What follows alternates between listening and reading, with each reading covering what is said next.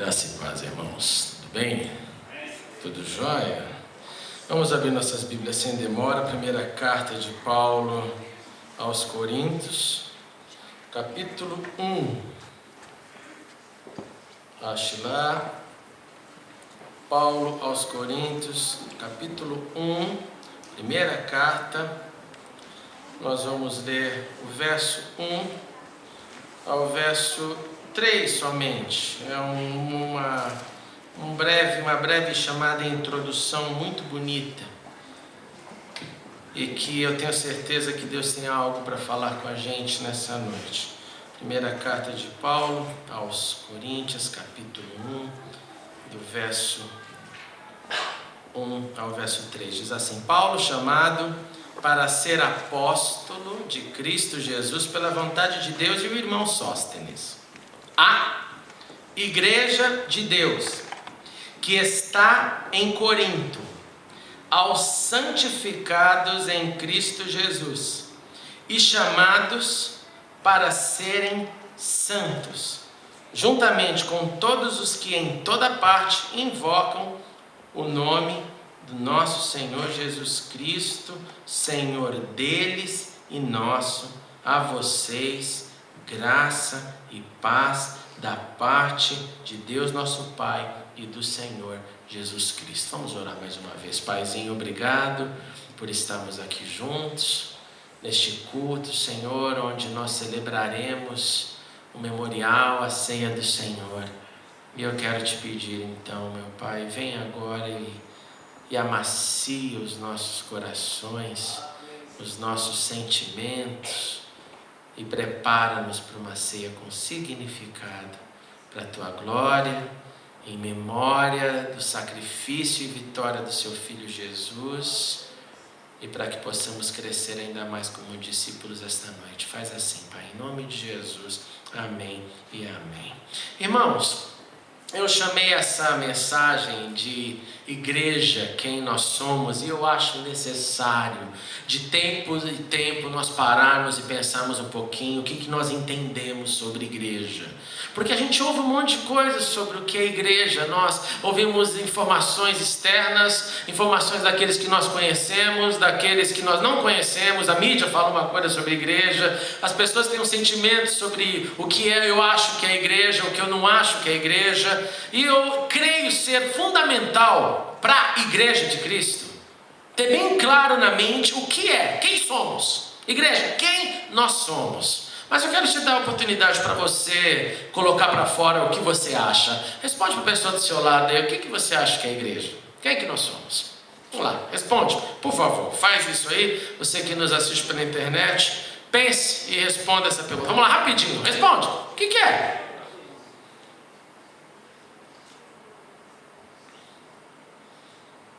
Vai, sem medo, fala. Como você define igreja? Tá lá, né? Bonito. Aí, maravilha. Igreja é quem somos, é isso aí.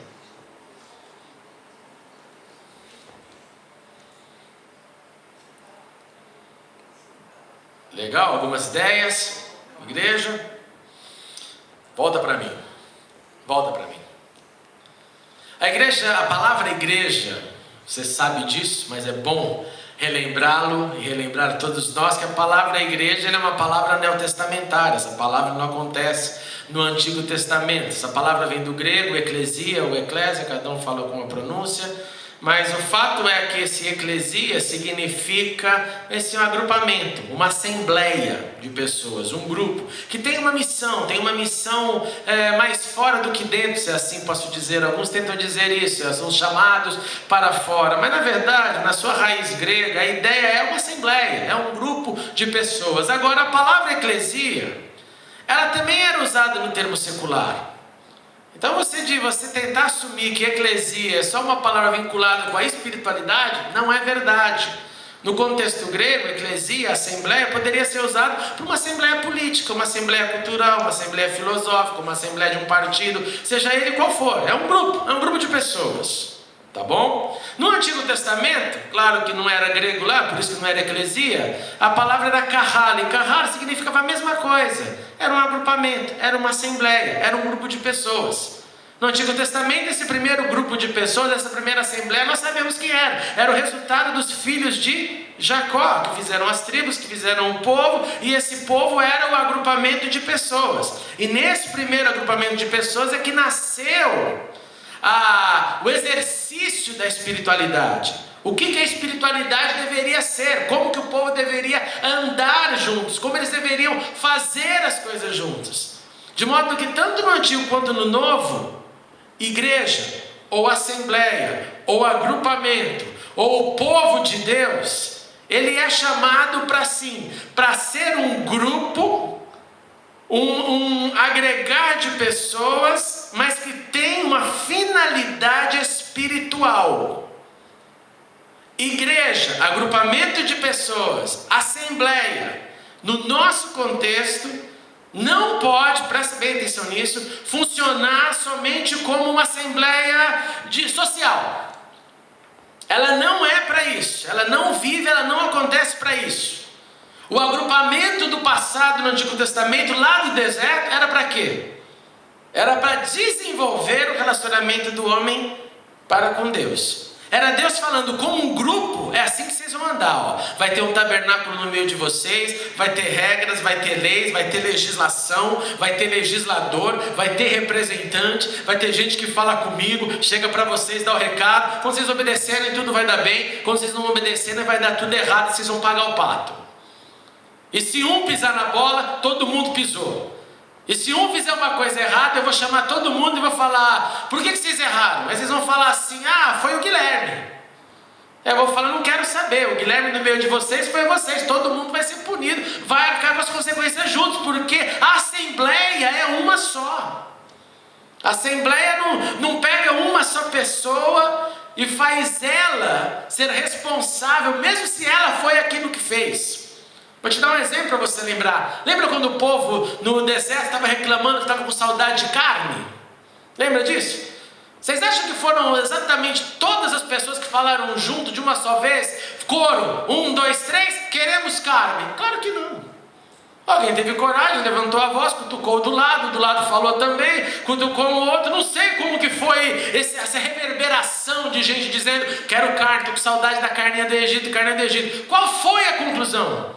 Deus falou o quê? Deixa eu pegar o meia dúzia que começou o inferno, ou que teve coragem de lembrar da escravidão e achar a escravidão melhor que a liberdade e puni-los. Deus fez isso? Não. Deus falou, a partir de agora vocês vão comer carne até sair pelos olhos. Quem reclamou? Não, todo mundo. Então esse agrupamento de pessoas com uma finalidade espiritual, ele anda junto, ele é responsável junto, ele cresce junto, ele traz uma frição um com o outro junto, e assim todo mundo cresce. É por isso que quando nós lemos então aqui no nosso texto, logo do início, nós vemos algumas propriedades, algumas coisas que Paulo está falando para a igreja de Corinto, que a gente precisa analisar se nós quisermos entender quem somos e quem deve ser igreja hoje, quem somos nós. Verso 1, abre lá comigo caso você tenha fechado. Para começar, Paulo fala assim, Paulo chamado para ser apóstolo de Cristo Jesus pela vontade de Deus. Por que Paulo está fazendo isso? Paulo não faz isso em todas as cartas, você sabia disso? Mas para Corinto tem que fazer, porque Corinto está tão problemático, que se ele não lembrar o povo que ele é o apóstolo e que foi pela vontade de Deus, o povo, aqueles que ainda estão ouvindo e acreditando nele, vão parar de ouvir. Então ele tem que lembrar o povo, gente, quem está escrevendo para vocês é um mensageiro, é alguém sim que é enviado, essa é a interpretação do termo apóstolo, alguém enviado, um missionário. E é esse que está escrevendo para vocês. Então, Corinto, rebeldes de Corinto, vocês não estão falando com qualquer pessoa, vocês estão falando com aquele que Deus enviou. E Deus enviou, Deus fez isso porque era sua vontade. Então eu sou esse porta-voz que escrevo para vocês. Essa é a primeira coisa que o texto nos diz. E o irmão Sóstenes, que com certeza deve ser um colaborador, alguém bem próximo a ele, nada demais. Aí verso 2 ele faz o seguinte, a igreja de Deus. Por quê? Porque de acordo com o que eu acabei de falar, poderia ser a igreja política. Podia ser só o grupo de pessoas. Mas ele deixa bem claro, a minha conversa é com gente de Deus. A minha conversa é com a Assembleia de Deus. A minha conversa é com gente que entende que a finalidade do grupo é espiritual. O grupo pode fazer outras coisas, mas a finalidade do grupo é espiritual. Aí ele dá a localização, a igreja de Deus que está em Corintos. E aí ele começa com o que eu poderia dizer de privilégios e deveres. Quando ele diz, aos santificados em Cristo Jesus. O que quer dizer? O que é, gente, a palavra santificado? Nós oramos essa oração na oração que Jesus nos ensinou, santificado seja teu nome. Mas deixa eu te explicar, guarda isso na cabeça, guarda isso na mente para não esquecer mais. Quando o povo ouviu pela primeira vez essa necessidade de santificar-vos, porque amanhã o Senhor fará maravilhas entre vós, ou o que é separação, o que é santidade e o que não é, a ideia que estava já no consciente coletivo do povo, porque você tem que lembrar que antes de Israel ter seu templo, o povo tinha suas ideias, as suas tendências, já tinha sua vida, já tinham visto muitas coisas. Você tem que lembrar que o povo do Egito conviveu com divindades, certo? Ninguém tem dúvida disso. Então o que é algo santificado? É assim, ó. Essa carteira aqui é minha por um tempo determinado, porque teve um dia que eu comprei, que eu guardei, que eu cuidei dela. Aí eu peguei essa carteira, que poderia ser qualquer objeto, e eu decido, eu vou pegar essa carteira, esse objeto, e vou consagrar a Deus no templo. Pode ser, seja lá o Deus que for. Eu estou falando aqui do conceito de consagrar, de santificar algo. O cara podia falar, eu vou lá para Baal, lá no templo de Baal, e vou consagrar, santificar minha carteira para ele. Eu vou lá para o Deus Dagon, vou lá para o Deus de Israel. Não importa, de acordo com a crença de cada um. No momento que ele decide, vai prestando atenção, que ele vai fazer isso, isso aqui já não é mais dele, não é mais meu. Eu estava em casa e eu falei, eu vou santificar minha carteira para a deidade, para a divindade tal. Não é mais minha, está no meu bolso. Por que está no meu bolso? Porque eu não cheguei ainda no templo. Mas isso aqui não é mais meu. O que eu faço com a carteira? Para que serve uma carteira? Para que, gente? Guardar dinheiro, guardar documento, guardar recadinho. Eu guardo foto da minha família, paleta do Adonis para quando ele perder vir pedir para mim. Tem bilhetinho de quando eu namorava com a Cecília, eu carrego. Tem um hino de Israel, tem um monte de coisa aqui dentro. Mas eu falei que eu decidi que eu vou consagrar, não é mais meu. Então tudo que tem aqui depois da minha decisão não pode mais ser tocado. Não toco mais. Por quê? Porque eu, de livre e espontânea vontade, nenhuma divindade chegou para mim e falou, leva lá tua carteira. Não, eu falei, eu voluntariei. Eu vou santificar minha carteira, vou entregar lá no templo. Então por que eu fiz isso? Não me pertence mais. Ai, mas daí pintou, a Camila veio, papai, dá para comprar um não sei o que. Não dá mais. Porque eu já falei voluntariamente que essa carteira já não é mais minha. Só que eu vou lá amanhã, né? Então hoje você vai ficar sem, porque não é mais minha. Mas papai, só tiro. Não é mais minha. Aí eu chegava no dia seguinte, andava até o templo, pegava a carteira e falava, tá aqui divindade, tá aqui ó. Minha carteira está sendo, eu ontem decidi que ia fazer isso, não pude vir, mas hoje ela está aqui nas suas mãos, receba, ela está sendo santificada, consagrada, não, ela é tua. E aí essa carteira passava a ser um item do templo. Ninguém poderia pegá-la para nenhum outro fim. Ela ficaria lá como uma oferta santificada, consagrada, que não tem uso externo. Ninguém poderia lá, já vou pegar lá, porque já está aqui no tempo. Não, isso aqui é objeto santo. Ok? Isso é santificação. É quando você percebe que você não tem mais nenhum valor para nenhum outro lugar a não ser para o sagrado. Lá fora você não vale mais um tostão. O seu valor é zero. Porque o seu valor foi pago, foi comprado pelo sangue do Cordeiro. E o seu valor passa a ser exclusivo, em aspas, do templo. Não do templo físico, mas do templo espiritual. O nosso valor passa então a ser o que? Diante de Deus, nas mãos de Deus. Então quando Paulo escreve aqui aos santificados em Cristo, ele está deixando claro que a igreja de Cristo, ela tem que entender esse nível dessa santificação. Agora, quando ela não entende esse nível, o que acontece? A carteira foi decidida, mas eu estou usando ainda, não cheguei lá. Se eu chegar lá pertinho, não dá para usar. E depois que ela está lá, eu passo lá um dia, já é um utensílio sagrado, mas eu pego só uma notinha para minha filha. É um docinho que ela quer. Eu não concluo essa ruptura de que morreu o carnal, ficou o espiritual e foi santificado, consagrado para Deus.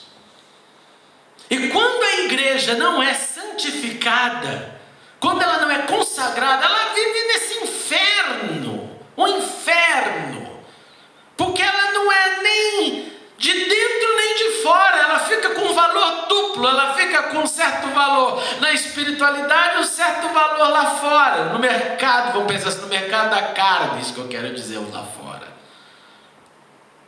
Paulo está escrevendo e dando nome aos bois, olha, a igreja de Deus, ponto número 1, que é a igreja espiritual. Número 2, a igreja santificada em Cristo Jesus.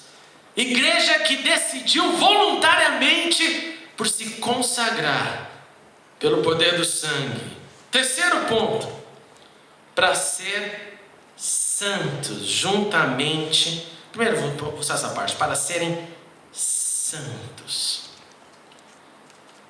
Você já viu essa expressão assim, o camarada dá uma pisada na bola violenta, e você, nossa, o que aconteceu? Você fez isso? Eu não sou santo. Já falou assim? Eu não sou santo. Essa é seguida daquela, santo só Deus, ou santo só Jesus. O Edu, bendito seja Deus, já leu isso para a gente hoje, né, em Romanos, e nas cartas de Paulo tem algumas vezes essa aparição, quando ele fala de ajudar os santos. A Bíblia nos chama de santo. Pesa no seu ombro, se eu pergunto assim, quem aqui é santo do Senhor? Levanta. Meu Pai. Mas a Bíblia assim nos chama, santos. Ela fala, você é santo. Mas você fala, eu não sou. Na verdade, tem alguns detalhes aqui que eu sou. A Bíblia fala que você e eu somos santos. Não são os santos do pau oco. Santo aqui é pelos olhos de Cristo e pelo que Ele fez por você e por mim, Ele nos deu a condição de sermos chamados santos. E santo que é santo, na nossa perspectiva, erra e faz besteira, mas não permanece nela. Esse é o ponto. Por isso que então essa confusão, não, eu não sou santo porque eu ainda faço isso. Vai fazer de novo, meu. Só que sua decisão for, eu vou fazer de novo, eu vou assinar embaixo que eu vou continuar fazendo, aí realmente você não é santo, porque na verdade você nem se encontrou com o Senhor ainda. Quando o ser humano decide, não, eu vou continuar fazendo, você não entendeu nada. Você não entendeu nada. Porque santo aqui significa eu vou errar. Mas tudo aquilo que eu sei que é errado, eu não vou dar voltinha, eu não vou ver, não. Se eu não tenho a consciência, e um dia veio a consciência, é porque eu tenho que mudar imediatamente. Porque senão, sim, daí não dá para falar que é santo, não. Paulo está dizendo então, olha, igreja de Deus, igreja santificada, igreja chamada para ser santa, santo, cada indivíduo. Quarto ponto, Paulo diz o seguinte: juntamente com todos os que estão em toda parte. Nós não estamos sozinhos. Aonde tiver gente que seja igreja de Deus, aonde tiver gente que seja santificada, gente que seja santa, ali está a igreja do Senhor. Agora a gente tem que ter também coragem, e aqui eu vou usar uma palavra que evangélico não gosta muito, mas eu não tenho problema nenhum com ela, que é julgar. Por causa que Jesus fala, não julgueis para não ser julgados, mas ele fala literalmente no contexto daquele que aponta para o outro e não percebe seus próprios erros.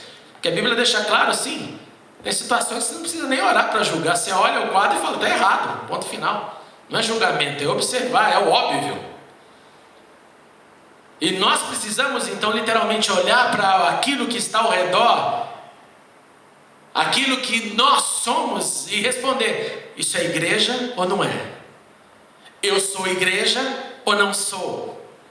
A igreja que eu tenho visto lá fora, dessa forma, é igreja ou não é? Preste bem atenção, estou colocando todo mundo no pacote. Não é só os de fora não, os de dentro também. Porque em toda igreja tem gente que não é igreja. E em toda igreja externa de qualquer parte do Brasil, do mundo, nós temos gente que pensa que é igreja, mas não é igreja. Então, se você quiser, o crivo de Paulo é esse: ela é de Cristo, se ela é santificada, se ela é santa, e se ela reconhece que ela não é a única. Porque Paulo fala juntamente com todos os outros. A partir do momento que uma igreja começa a dizer, não, é só a minha, é só a nossa, o nosso movimento, perdeu, não é mais nada. Não é mais nada. A partir do momento que uma igreja fala, não, santidade não precisa não, porque lá é legal, a gente faz bastante eventos, não é mais nada. A partir do momento que ela fala, não, santificação não precisa, porque Deus conhece nosso coração, não é mais nada.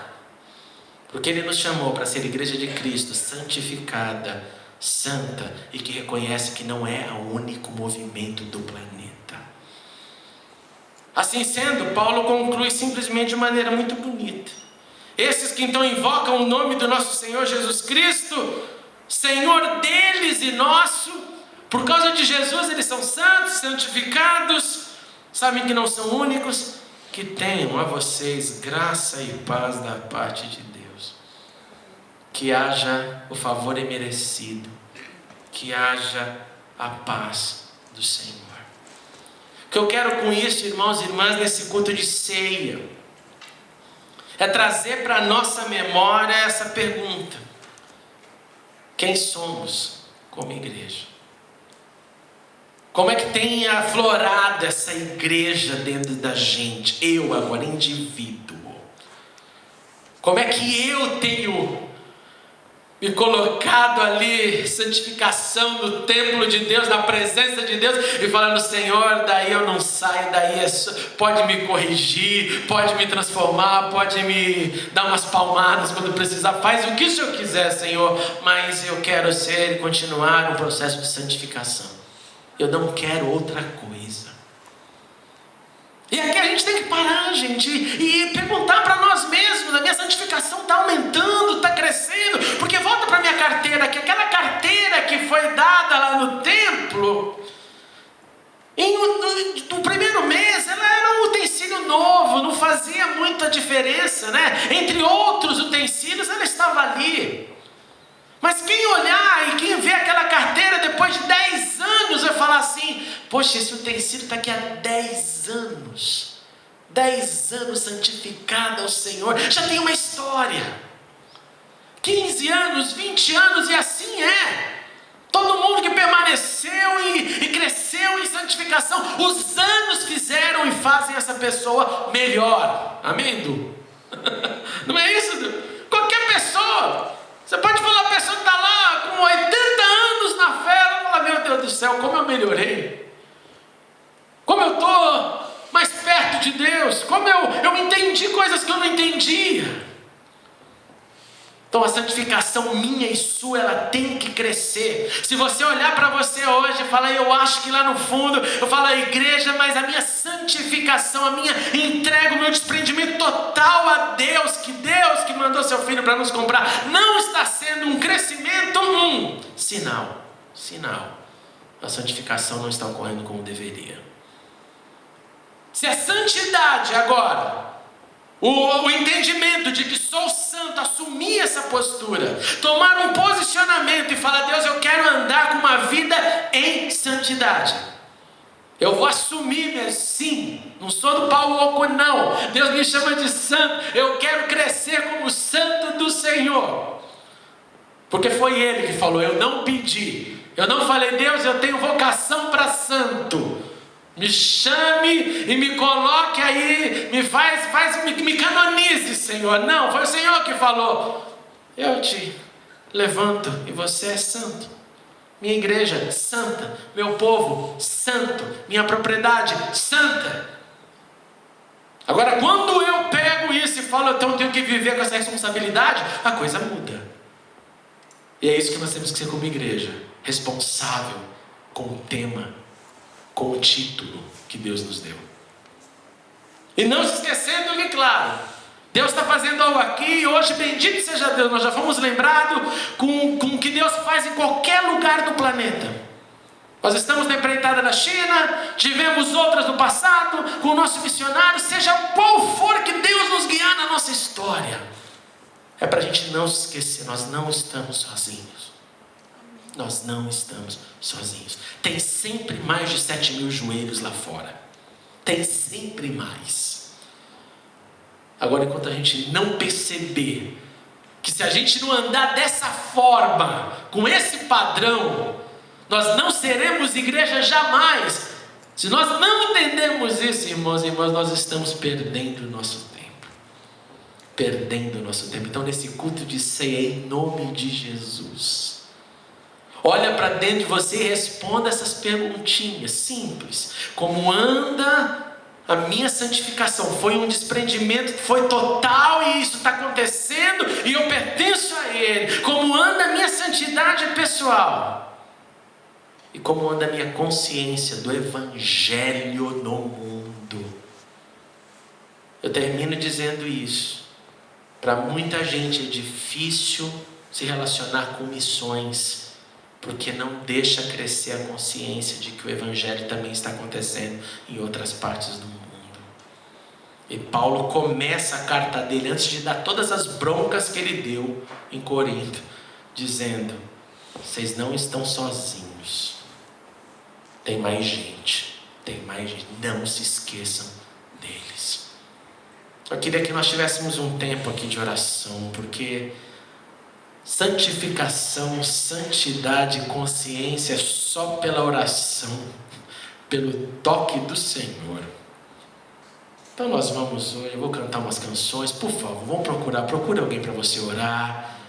Vamos orar juntos, vamos clamar uns pelos outros, vamos exercer essa possibilidade de orar, de talvez falar, põe na sua cabeça aí, que precisa realmente disso, ou abre o seu coração. Qualquer coisa que você vê que possa estar lá, já aquilo que eu falei para você, aquelas consciências daquilo que desagrada a Deus, que Deus não tem nada a ver com isso. Vamos hoje colocar tudo para fora. Vamos falar, Senhor, nós queremos ser igreja, nós queremos crescer como igreja, e a nossa identidade, se ela é uma identidade santificada, de santidade e de consciência, que nós não estamos sozinhos, e que somos de Cristo, e que nossa finalidade é espiritual. Senhor, é isso que nós queremos. É só isso que nós queremos. Mas lembra, é cada um. Não é uma pessoa nem duas. É cada um de nós diante de Deus. Então, procure alguém. Abre o seu coração. Vamos ter um tempinho de conversa. De olha, é isso que me pega. Estou vencendo, estou crescendo. Se tem motivo para crescer, falar do crescimento, da santificação, por favor, faça isso. Mas vamos abençoar uns aos outros nessa hora, enquanto eu vou tocar umas canções. Procure alguém, em nome de Jesus.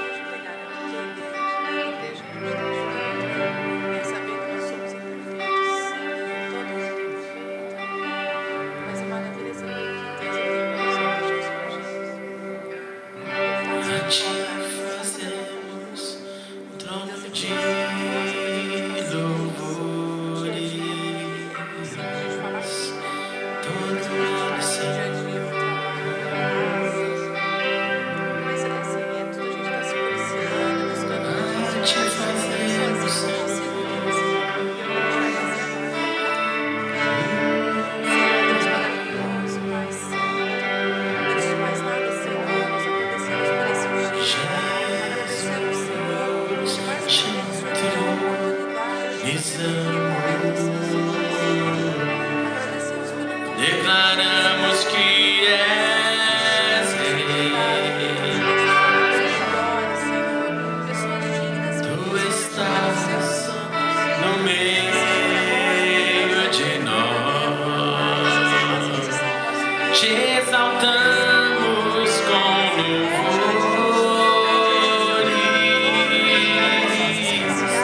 Jesus,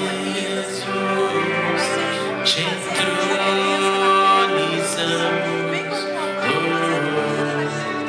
declaramos que és Rei, que és Rei, tu estás no meio de nós, te exaltamos com louvores,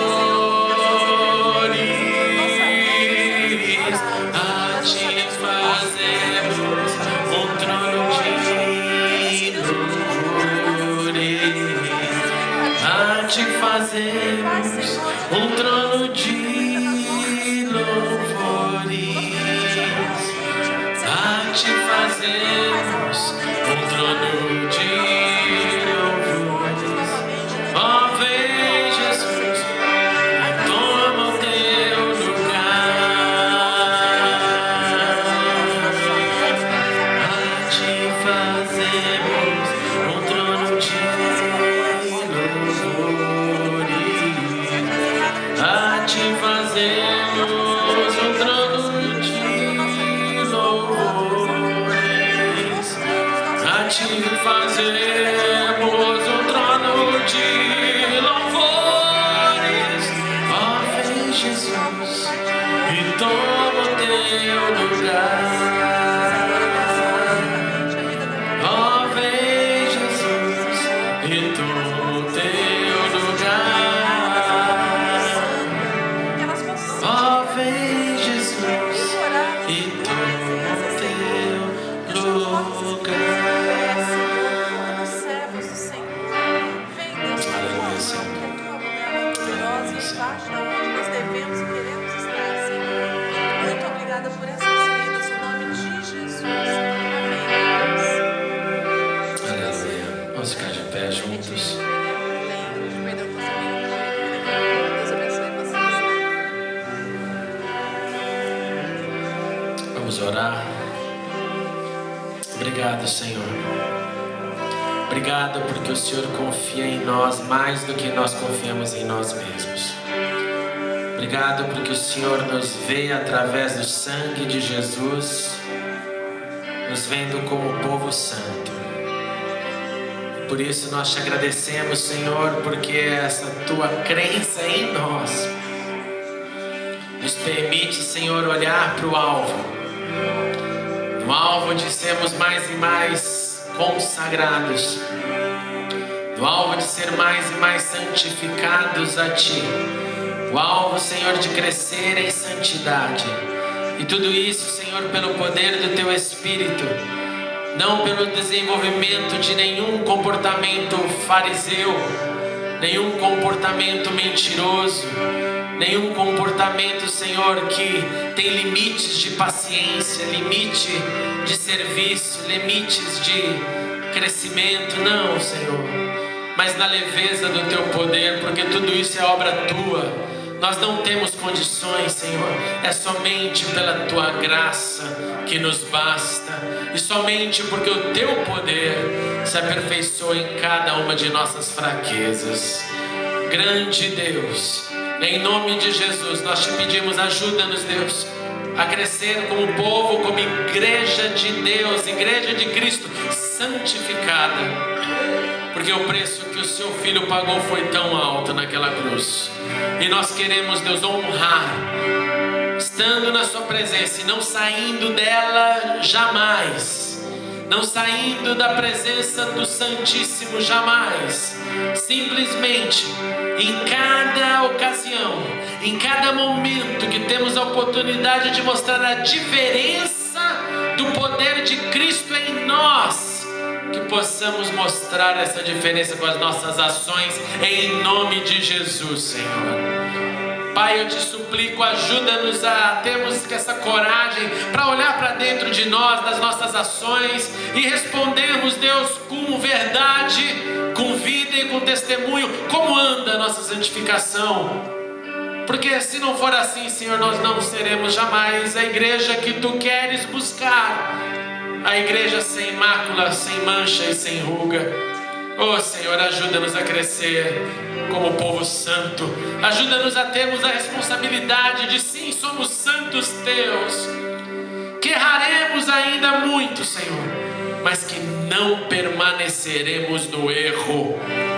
Porque do Senhor vem a força para rejeitarmos o erro e acertarmos.